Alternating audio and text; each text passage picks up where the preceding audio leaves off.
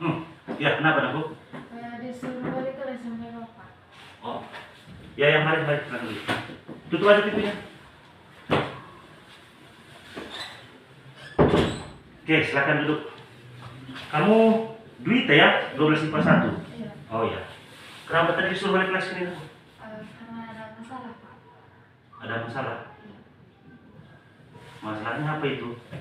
Karena saya telah menghabiskan uang buku pak. Menghabiskan uang buku.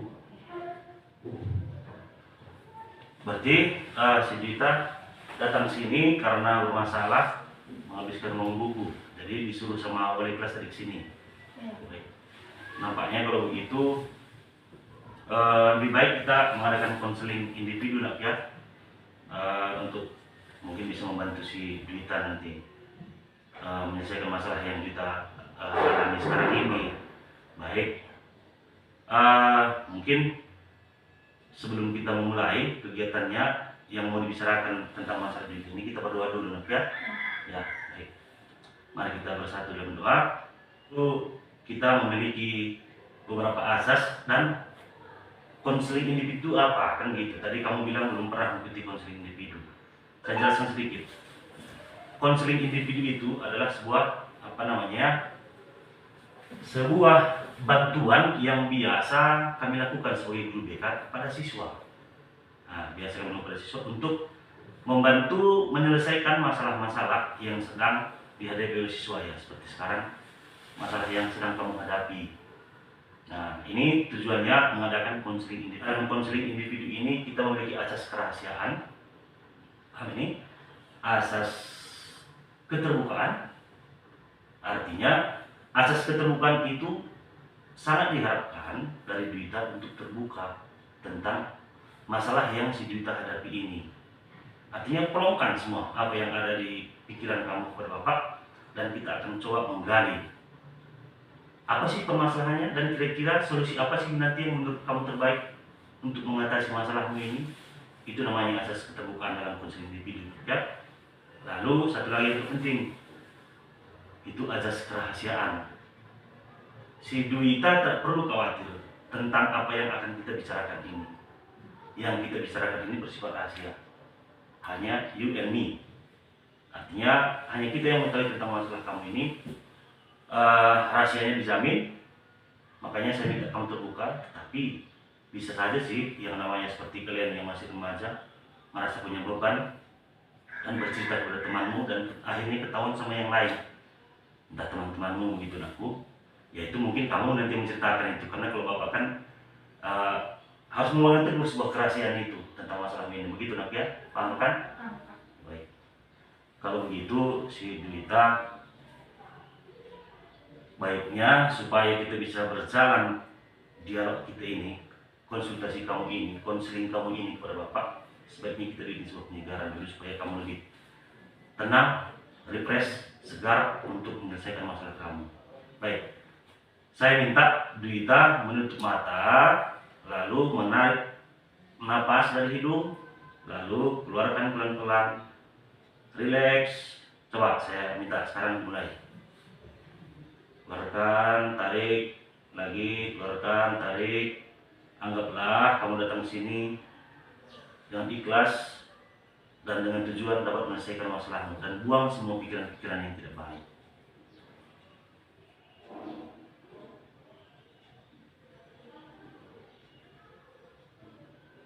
Gimana? Sudah mendingan pak. Sudah lumayan? Betul? Oke, bagus. Baik. Coba sekarang Duita cerita apa sebenarnya yang terjadi sama Duita sehingga disuruh oleh kelas kamu datang ke sini. Ceritakan sedetail mungkin. Jadi ceritanya saya menghabiskan uang buku pak yang disuruh orang tua dari rumah untuk dibayar ke sekolah. Nah, sebelum saya membayarnya, saya sudah habiskan terlebih dahulu pak. Uangnya itu saya buat untuk membeli alat-alat kecantikan di Shopee pak, untuk pergi bersama teman-teman, dan tanpa saya sadari uangnya telah habis pak.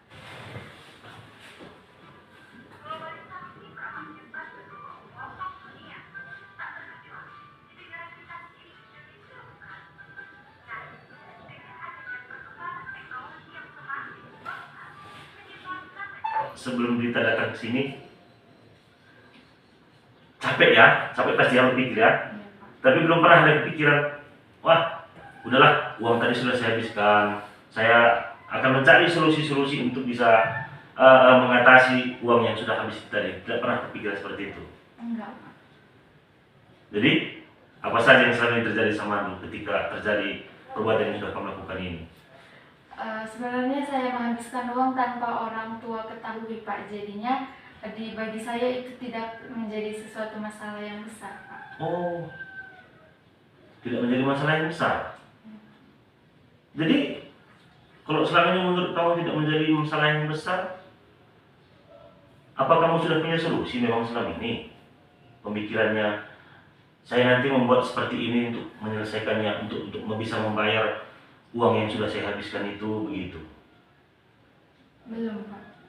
Lalu kosmetik-kosmetik yang kamu beli itu memangnya mahal ya? Ya, karena saya membelinya dari Shopee, Pak. Belum lagi ongkirnya. Gitu. Menurut Dita, dengan Dita membeli alat-alat kecantikan seperti yang sudah Dita lakukan, lipstik, bedak, segala macam itu, memang itu menurutmu bisa menambah percaya diri kamu begitu? Menurut saya bisa, Pak, karena saya sering sekali insecure, tidak percaya diri melihat teman-teman saya begitu cantik gitu, Pak. Makanya saya berusaha untuk mempercantik diri, Pak. Berarti melihat teman itu ya pakai bedak, pakai lipstik, merasa kamu menilainya teman kamu itu lebih cantik begitu? Iya, Pak. Dan apa namanya, tergoda ya? Iya. Tergoda melihat teman-teman yang memakai bedak-bedak. Kalau menurut Bapak sih mungkin karena Bapak laki-laki dengan harga-harga itu, Bapak sebenarnya sangat bangga sama kamu. Sangat bangga sekali. Kamu berani terbuka kepada Bapak, mengasih tahu permasalahan atau sesuatu yang sudah Dita lakukan, dan itu sangat bagus. Artinya saya yakin kamu punya niat baik untuk merubahnya. Tetapi ingat juga, dengan yang Dita lakukan ini adalah sebuah kesalahan mungkin ya, menghabiskan uang dari orang tua untuk memboros-boroskan tanpa memperhitungkan kemana uang itu dibuat. Saya juga ingin setelah kejadian ini Dita buat, saya juga ingin si Dita itu punya solusi loh. Solusi untuk mampu menutupi kesalahan yang sudah Dita ini, dan kira-kira si Dita ini nantinya ya terbukalah kepada orang tua jujur begitu. Mau kan? Mau kan? Ya bagus. Ini yang paling penting aku. Artinya terbuka dengan sebuah kesalahan, lalu akui kesalahan itu, lalu ya laksanakan apa yang bisa Dita lakukan untuk solusi-solusinya. Baik, pembicaraan kita ini cukup bagus aku. Saya suka. Setelah video ini tadi, coba saya mengajak kamu untuk meresapi dari tayangan video tadi. Saya akan tanya kamu beberapa hal. Coba dari video tadi, jika kamu menjadi orang yang hemat, maka kamu bisa memiliki apa? Coba, jika kamu menjadi orang hemat.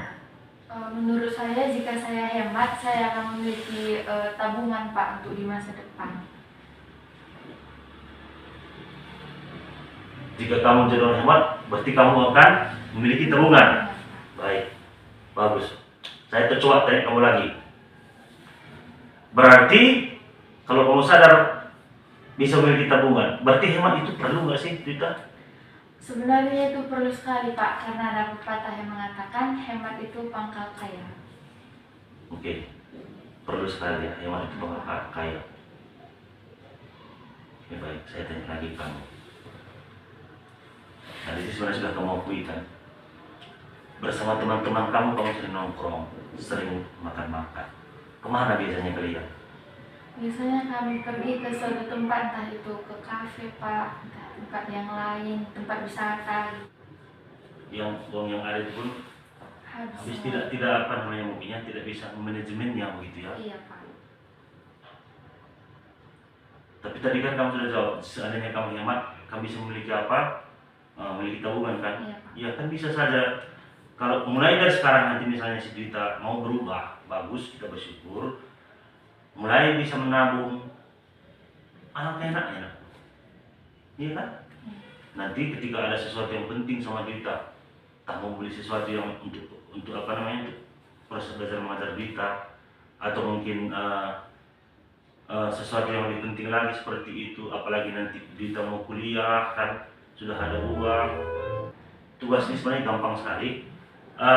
Ini apa namanya, tugas ini akan menunjukkan kesungguhan hati Dwita bahwa Dwita memang betul-betul ingin merubah dan menghilangkan perilaku boros yang Dwita lakukan tadi. Saya minta Dwita nanti begini, gampang sebenarnya. Dwita cari beberapa poster, bahkan poster yang berhubungan dengan orang-orang yang berperilaku hemat. Nah, cari nanti beberapa itu, lalu kan dari yang kamu cari itu tunjukkan ke Bapak. Caranya gampang sih sebenarnya kalau begitu. Kamu buatkan aktivitas kamu dengan membuat video-video aktivitasmu dalam keseharianmu, tidak banyak, hanya beberapa menit saja, lalu nanti kamu tunjukkan ke Bapak. Ataupun kamu share di Facebookmu yang kita berteman, atau di WA Jabrik Bapak saja, gitu kan. Jadi dari situ kan nanti Bapak juga melihat, oh si Dwita kemarin datang ke ruang BK ingin ngobrol lah gitu dengan Bapak, dengan masalah-masalah yang kita tunjukkan, dan kamu sudah memberikan sesuatu yang bisa Bapak lihat, menilai kamu bahwa kamu sudah berubah. Bagus sekali itu ya. Jadi nanti kerjakan, siap kan?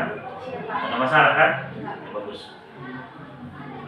Gini, saya punya beberapa pertanyaan yang saya minta kamu tuliskan nanti, lalu kamu kerjakan beberapa menit nanti di sini. Dari jawaban-jawaban itu nanti Bapak akan melihat kesungguhan hati kamu dengan memperlihatkan kepada Bapak langsung. Mau kan? Saya carikan dulu ya. Ada kemarin. Coba lihat. Ini. Coba kamu tulis. Tuliskan apa saja yang bisa kamu tuliskan dari pertanyaan ini. Berita punya pulpen? Ada? Apa? Nggak perlu meja kan? Gampang gitu kan?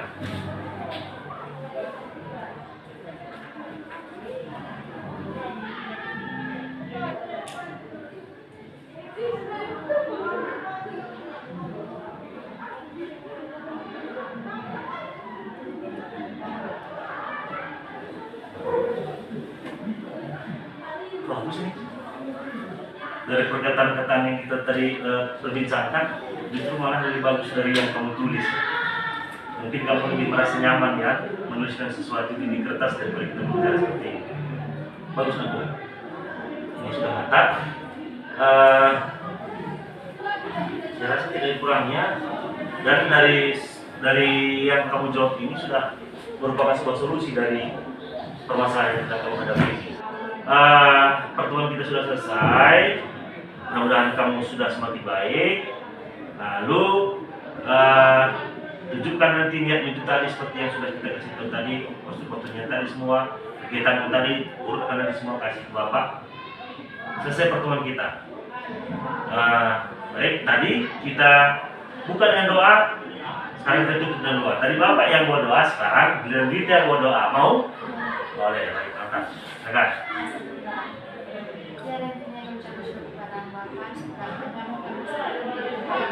Ya Bapak, kami berterima kasih karena berkat dan karunia-Mu kami telah selesai menjalankan kesulitan pada kekurangan surga Bapak. Terima kasih juga karena telah membantu kami hingga saat ini. Bila doa anak-Mu kami datang kepada Yesus dan kita mengucap syukur. Amin. Oke, Nakku. Terima kasih sudah mau datang ke sini. Terima kasih Pak. Ya.